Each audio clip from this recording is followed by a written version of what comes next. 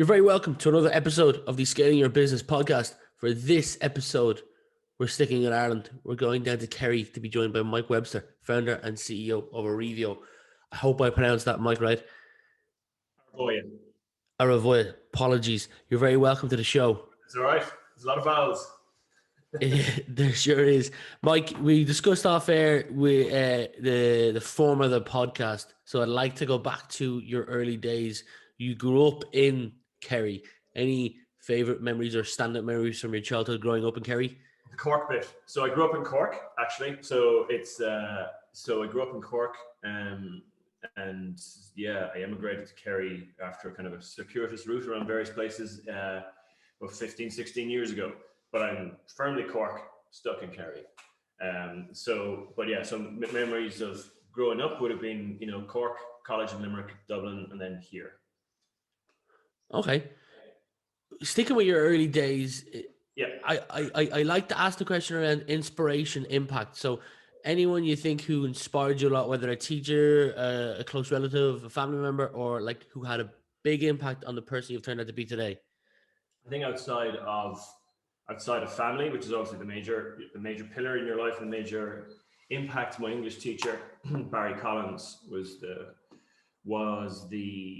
probably the formative teacher, my formative influence, in terms of he taught me and the rest of my class how to form a thought, how to architect a thought, how to create a story arc, and how to be able to elucidate a story, I suppose, and how to clarify our thoughts, thinking, and how to be able to explain that, and kind of really methodical, and that really has been the foundation of everything I've done since.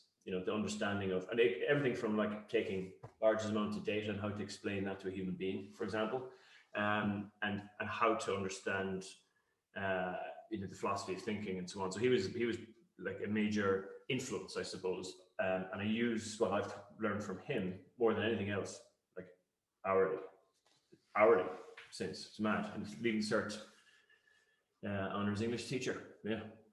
Well, shout out to Barry himself. A couple of things I know about you before we get into business. Munster rugby fan, father. You've been skiing, surfing. What's one thing you're into that not a lot of people would know about you? One thing I'm into?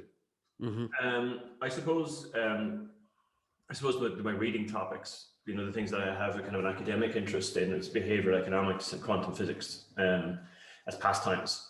And there's not many people you can sit in the pub and have a chat with on that. And the behavioral economics is becoming more mainstream. So you can have some, Dan Ariely, I met him, and one of the really great thinkers in behavioral economics. And if I was to do a do-over on what I did in the past, I would definitely focus on behavioral economics. I think it's just the future of huge aspects of business and life. So outside of that, my personal life is water-based.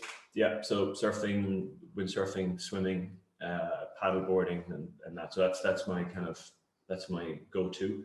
But academically, I've always been kind of curious about quantum physics. So read a lot of as digestible books as I can get my hands on that. And I'm still as confused as ever. You talk about academically, and you said you went to UL. I know that you studied engineering in UL. You subsequently went on to do a master's in UCD in finance and marketing. Yeah. What was it that piqued your interest initially in engineering? Again, was it a school teacher? No, it was pure random. Like, it was pure random. I remember I didn't know what I wanted to do. Like, I think a lot of kids coming out of school really have fundamentally no idea. And I would have been a kind of a generalist. I wasn't, I was kind of like across many subjects. So I literally picked it out of I wanted to go to UL or NAHE as it was then. So I just got the prospectus, opened the book, saw a photograph of a guy in a fab suit with a silicon wafer, and said, I'll do that. So it was a mixture between engineering and business. So the business piece, I liked the engineering, brutal, like just brutal. But a good discipline, how to understand something that you don't really understand. There's guys naturally gifted in engineering. I wasn't, so I had to apply myself. So I learned more about the application to try and understand stuff as opposed to the actual outcome. So there's no inspiration. But then the MBA was the inspiration. That was curiosity, I suppose. And I did that kind of an executive 2-year in UCD, and that was awesome. The reason that was awesome is that you're split into groups, and there was a group of 5 or 6 lads in my group. There's no women in my group, and we became very close friends, learned a huge amount off each other, and an enormous amount. And they've gone on to do very successful things, CEO of DCC, you know, so they've all done different things, and but we're still very close friends. So that experience was incredible. It was finance. I suppose it was kind of finance marketing, you know, like an MBA generalist, but those are the pieces that I kind of focused on. You spent 15 years or 15 to 20 years in the corporate world, and then you founded Mobicar. Any lessons that you learned or highlights from those 15, 20 years that you could carry over that may have helped you prevent making mistakes when you founded Mobicar? Great question. No, I don't think there's anything to prepare you for the mistakes, except are you just resilient enough to take them on the chin? You know, so it's more of a character thing. I think there's nothing, you know, it's so unpredictable. You know, the startup journey is so unpredictable, and it is quite different to corporate, but you learn an awful lot of, you know, I suppose you get fit in terms of like business fit in corporate to a degree. So you know the basics, you know things, you know how to effectively run a compliant business, how to run a business that is structured correctly, you know, and in recruitment and all the basic stuff you can get a good grounding in from corporate life. But crikey, but there's nothing really that can train you for the mistakes you're going to make, because you're just going to make lots of them. There's a document I came across a couple of months ago that said that people who start their business from 35 onwards are more likely to be successful, and successful means their business is more likely to survive past 5 years than those who started in the earlier years. I'm 28. I've been self-employed for 6.5 years. Yeah. So I haven't got any corporate experience. But my question is, a follow-up to the first question is, do you think people should spend some time working for others to gain experience before going out alone? I don't know. Like, it depends on the individual. You know, some people I'd suggest wouldn't even go to college, right? They just, you know, go and work for a startup or go and work on their own project from 16, 17, 18. You know, so that's some people. I think I think if you're okay with the insecurity, there's lots of insecurity no matter what you do. So if you do startup early, you're insecure going, oh my God, do I know enough? You know, or what's going on in the corporate world? And you might see your friends, you know, take off, and you seem to be, you know, plowing away on your own. You're wondering, my God, should I have done that? Look at these guys, you know, they're doing it. And so if you can avoid the relative comparisons, and similarly, what happens then later on is guys who are in corporate and they're going to be like, oh, I'm doing great in corporate, and guys and girls. And then you hit your 30s or whatever, and you're kind of, you know, stabilizing, and you're like, okay, you know, this, and then the guy who's working on his own is starting to do it. He's like, oh, I should have done that. So we have this thing about the fear of missing out, you know, depending on what choice you have in your career. So I'd say no, it depends on the individual. Overall, I'd say it depends on the individual. So I just fundamentally, it's a totally personal thing. I don't think there's ever too early a time to do your own thing. Because I think you learn, like if I was recruiting somebody and then said, what have you done for the last 8 years? And they said, oh, I've been doing, say what you're doing. I've been, you know, starting a business, been doing podcasting, whatever else, you're going to go, well, there's a guy who would get up and go. And you can't quantify that than, you know, somebody who's working for somebody else. So I'd say there's never a good enough time. For me, as you said about the age thing, I think definitely I'm older than a lot of startups. Not a lot, but there's a kind of a patience that you develop, your resiliency that you develop naturally in life as you get older. And I think you can apply that to business. So that does help. You know, you can embrace ambiguity better. You know, you don't mind being perplexed as you get a bit older, because you're going to go, well, you know, if I'm perplexed, that means I'm learning. So that's okay. You know what I mean? So I think, there's benefits, you know what I mean? But I would say to anybody, what do I know, right? But I think there's never a bad time to go at your own. And even if that's at 18, 16, 15, whatever, because you can always loop back and then loop back out again. I did that a couple of times. You know, you can dip in and out, but I think if you've got the gumption to go and do your own thing initially, you know, that's a massive, that stands head and shoulders above, I think, just somebody going into the corporate life. That's my opinion. Unless like you're in professional services like law and you're a doctor and whatever else, that's, you know, you get to. But outside that in business, I think now there's a lot more flexibility to try things than there would have been before you'd be on a career. The idea of a career, even the origins of the word, you're on this momentum, like, not so much. Try this, and then if that doesn't work, try that. Start a business, fail, go into corporate, come back out, go back in again. Mightn't suit most people because they need the stability of a trajectory. But I'd say no. Yeah, I'm with you on that. Mobicar, the business you founded, since rebranded to what it is today. You said the idea came from conversations with a maths lecturer. What was a problem that you could see? And talk to me through that discussion. Yeah, so Mobicar that's 2014, and it was a car rental ground transportation booking engine. So imagine, like a car trawler or something, but really small in comparison. And what we were trying to do is we were trying to figure out how do we outperform bigger competitors. So when somebody looks at our product, on a booking engine, we plug it into, online travel agencies and airlines and whatever else. So when they're looking for a car or ground transportation, we try to figure out how do we figure out what a customer really wants instead of having to go and search for it.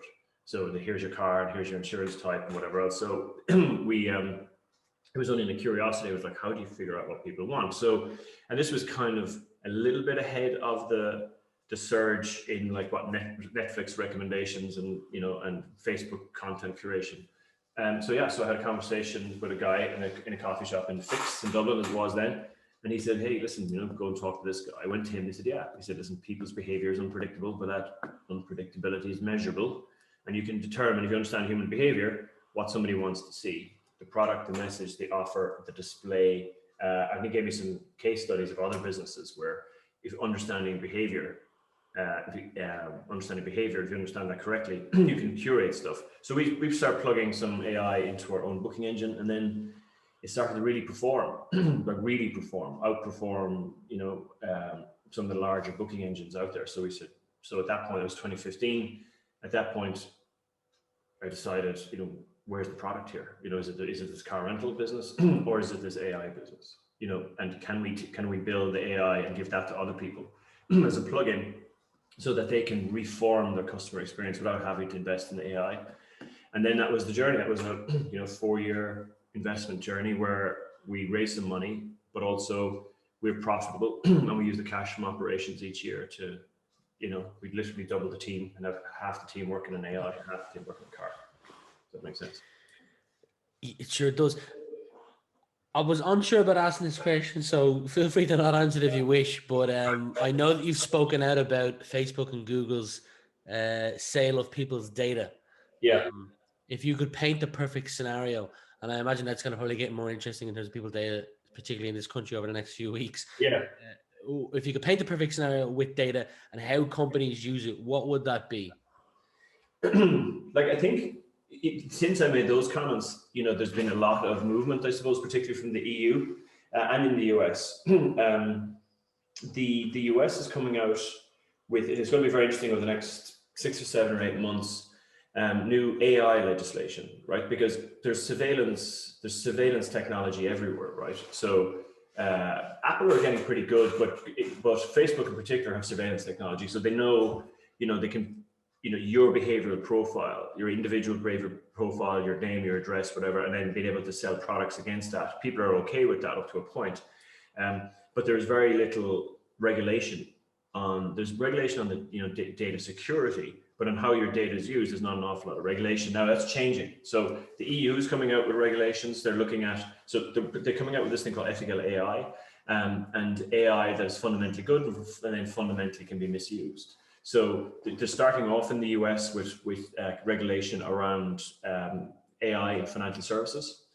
So when I made those comments, it was like that. It was that the owners of the AI have all the power. So Google, Facebook, Amazon, Apple, and when I say the owner of the AI, very powerful ability to have surveillance capital over people and understand and outsmart and outfox every other competitor. But the regulations coming in now, where the application of ethical AI will have to, be within certain boundaries, that it does no harm, that that is beneficial for some reason, and that it isn't being misused. And I think so. Over the next 6-7 months, you're going to start to see the the initial legislation now from the EU and the US. So what we're doing with our product is to make sure that it's, from the beginning, at the get-go, is that it's auditable, transactional, so you can actually see how the AI is applied, you can see what models are applied, and that they're ethically good for the customer and ethically good for the business. So, so I think but I think the EU and in the US are highly aware of it now, and in the last, since April, they've been starting to publish information on how they're going to regulate the use of personal data and how AI uses that data, specifically on AI. Yeah. Interesting. If you see me look to my right, I've got some stats that I'm reading. So forgive me if you see me looking here, but you've helped websites convert more and generate higher revenue with personalization, which has resulted in thousands of human-driven A/B testing experiments made by over 4.6 million visitors to car around the websites. Yeah. This entire experience, as well as extensive research and development, help you realize that the best measures for understanding customer behavior are based on 6 key dimensions: time, intent, location, assets, price, and affinity. Can you talk on why price made that list? You mentioned things like last clicked car and GDP in that document. Yeah. So our product has been focused on car rental, and we've now launched it into hospitality in the last 3 months, which is a much bigger market, with much faster traction, actually. So price is an interesting one, right? So we don't fundamentally use the AI to figure out what price you want versus what price I. We don't change our customers' prices, because that's dynamic pricing at customer level, which is, I think, is a gray area. But what it does do, there's a very famous case. The case about the economists and how they set their pricing structure. So for their subscription service. So this is quite a fascinating thing, but nothing to do with price modification, but how price is positioned. So they went out with 3 subscription services, one for $59, which is digital only. Then they went out $125 for print only subscription, and they went out with digital and print also for $125. So when people looked at that, they went, okay, $60, $125, $125. And so, look, for the $125 digital and print, it's the same price as the print. I'll go for the digital and print. So 84% of people went for the digital and print. So they paid $125, right? What they did then, and nobody went for the middle one. Nobody went for print only. They get rid of the print only version, then they do another test, and then it inverts. So they have nothing's changed. You just get rid of the print only. So now you have digital only, right, and digital and print. And 64% went for digital only this time, the lower priced one, and like 38% or 36% went for the other option. In other words, when people have a comparison to look at, so when you look at that and see, people need to have relativity and value. People do not make rational choices. So when they look at the 3 options, they go, oh, look, the third option is much better than the second option, so I'm going to book the third option, right? This has got nothing to do with whether it's $119 or $100, and people think that the way e-commerce is working is that you got to have your pricing exactly right and it has to be down to the decimal versus competitors. No, people don't make rational decisions. So what our AI does is it understands, okay, what are you seeing?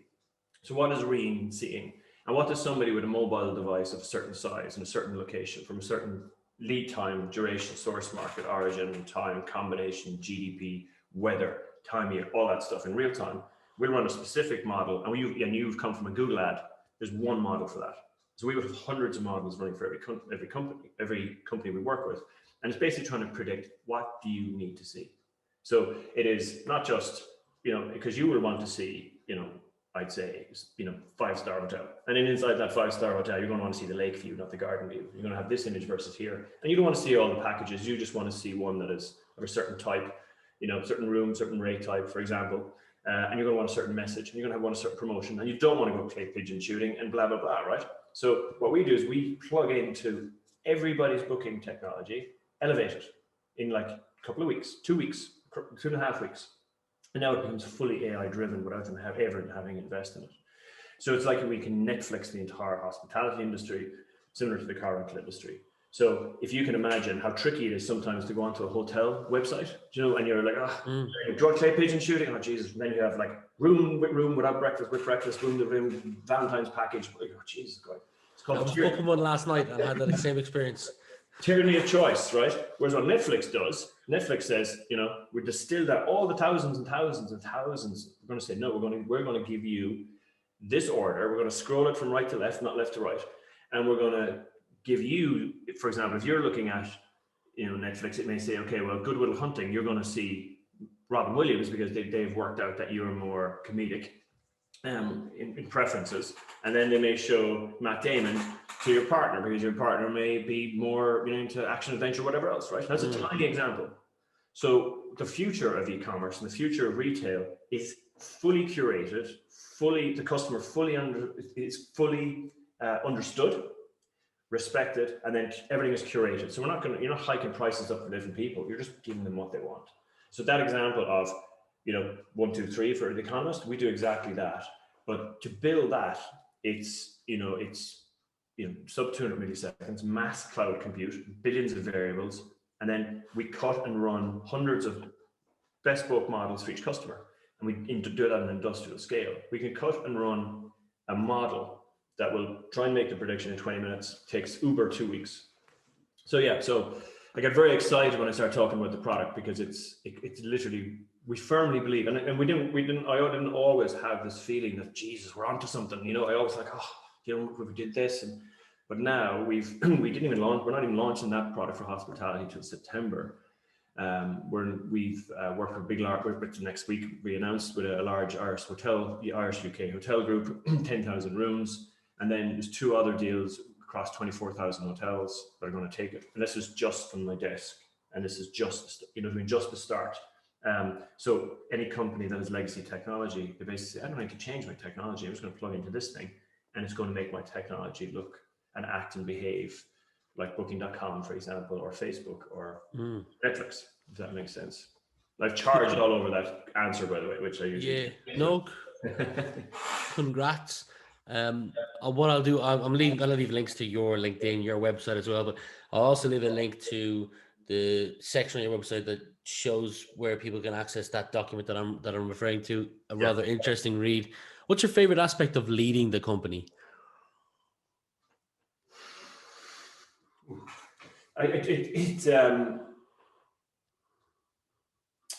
I suppose leading is a different question than running the company. You know what I mean? So from a leadership perspective, it's a hard one because sometimes I don't feel I'm actually the leader. Do you know what I mean? I know I have to make some decisions on like what industry we're in, what product, what the problem is that we're fixing, how we're addressing that, what's compelling and unique, and what are unfair advantages, and then promoting that. So that's what I do. And but I have other stronger people in my business who are better leaders in terms of better people leaders than I ever be. Do you know what I mean? So I have, David Gregg, who's my chief technology officer, who is just legendary in terms of his ability to run across the business. You know what I mean? In terms of not just the technology. Robin de Jong, South African origin, lives in Killarney, and she is probably the best people leader I've ever seen. So leadership is a strange one in a startup because I'm not particularly good at leading people. I am good at predicting what business we should be in and how to survive and how to tell our story. Do you know what I mean? And how to win customers. But I do lead the business. So I lead the business, but then the leadership of the people is kind of I have my own team, and they wouldn't say I'm a great leader. I wouldn't suspect in terms of, but they will follow me into the trenches. So maybe that's leadership. You know what I mean? So, but I don't inculcate a leadership style or quality or whatever, because I wouldn't know where to start. But my team are very, very tuned into their teams and how they operate and run. And then by definition, they make me look good because I'm tuned into them. So, but leading the company, the thing I love about that is the risk. I absolutely love the inherent risk. And the fact we've been loads of times where we get smacked around the face and you think, oh my God, we are effed here. And then you go, oh no, you can think your way around it, find a better solution, find a better problem for the customer, fix something else, and then onwards you go again. Now that's stabilizing now as we're getting better. So, but yeah, that's leading the company in trying to solve problems. That's fantastic. That's just intellectually, it's probably the most stimulating thing you can do, I think. A question I don't ask to many is, do you think being the owner / founder of a business gives you true freedom or the illusion of freedom?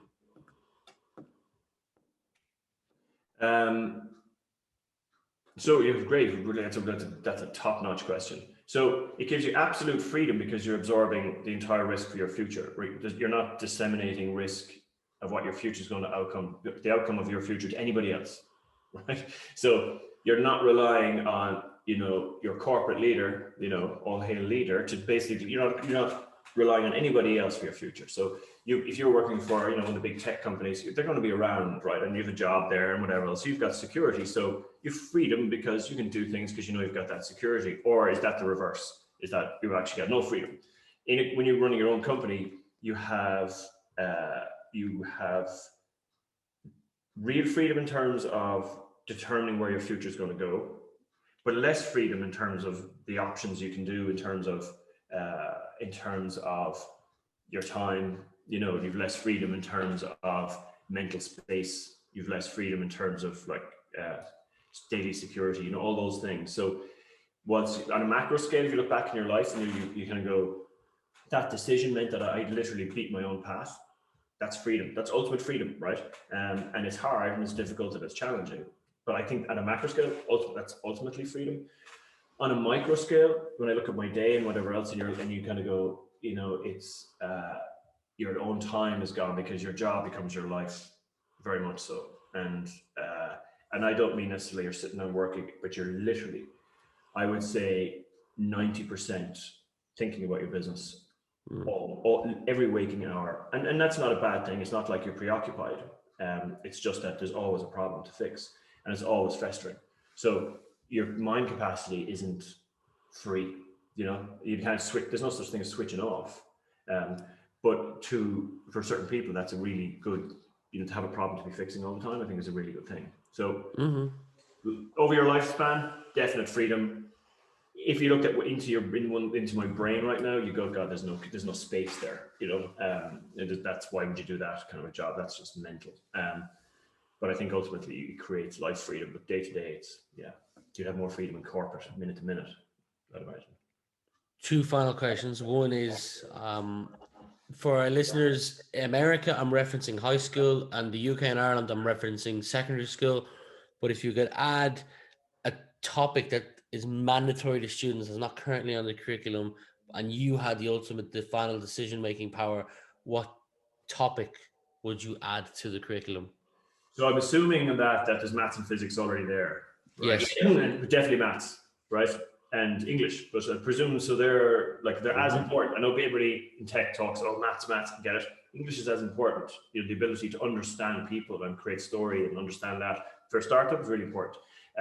But I would love, and maybe I'm totally biased on this, but behavioral economics is one of the most fascinating topics that merges psychology and economics, and the application of AI now to understand people's behavior. And that whole space is unbelievably fascinating. Now, and the reason I say that for high school or for secondary is I did some talks here in the local school on behavioral economics in secondary school.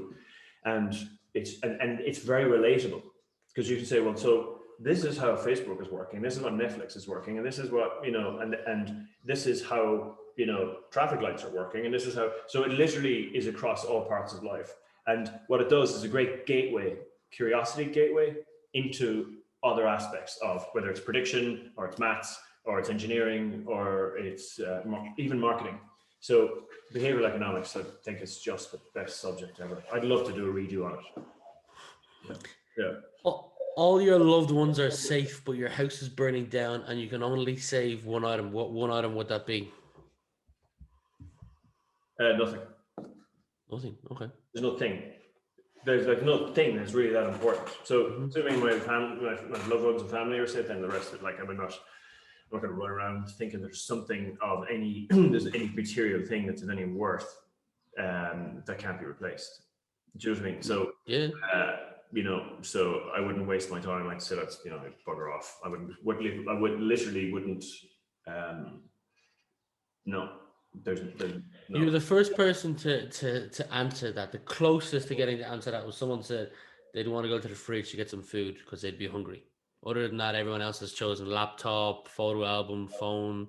You're the first person to choose nothing. Nice. Yeah. So if you haven't already taken photographs and uploaded your physical photo albums to the cloud, you've kind of made a mistake. Because the great thing about great thing about permanent storage is that you can have all of your memories accessible. So I think outside of that, and there are things that have like I have loads of things that have sentimental value, but the sentimentality isn't in a thing. It just reminds you of that thing. So it's easy to remind yourself about something else. Mike, I've had a great pleasure spending the last 35 minutes chatting to you. I wish you continued success. But for today, thank you for being my guest. Cheers, Rian. Nice to meet you. Thanks a lot.